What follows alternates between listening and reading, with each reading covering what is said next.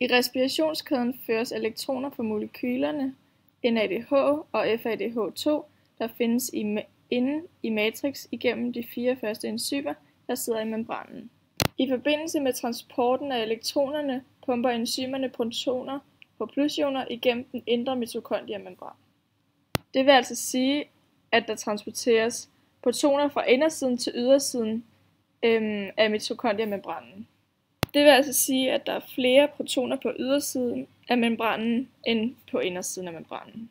Når elektronerne så har været igennem alle 4 enzymer, så bliver det omdannet til oxygen, og der bliver dannet H2O. Hvis der ikke er nok oxygen til stede, vil hele respirationskæden gå i stå, og der vil derfor ikke blive dannet ATP til sidst. ATP er rigtig nødvendigt, meget nødvendigt for alle kroppens energikrævende processer. Hvis man skal dyrke sport, og musklerne skal have ilt, så skal der være en tilstrækkelig mængde af oxygen. Når de 4 første enzymer så har arbejdet nok til, at der er stor forskel på antallet af protoner på indersiden, eller på de 2 sider af den indre mitokondriemembran, så begynder det 5. enzym at arbejde, og det bliver kaldet for ATP-syntase.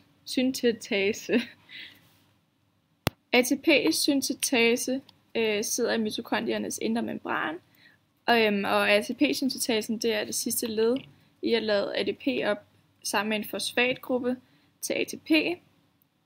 Og den her proces den kræver rigtig meget energi, og ATP-syntesen får energi ved at lukke protoner tilbage fra ydersiden af membranen til matrix, altså det lyserøde felt øverst.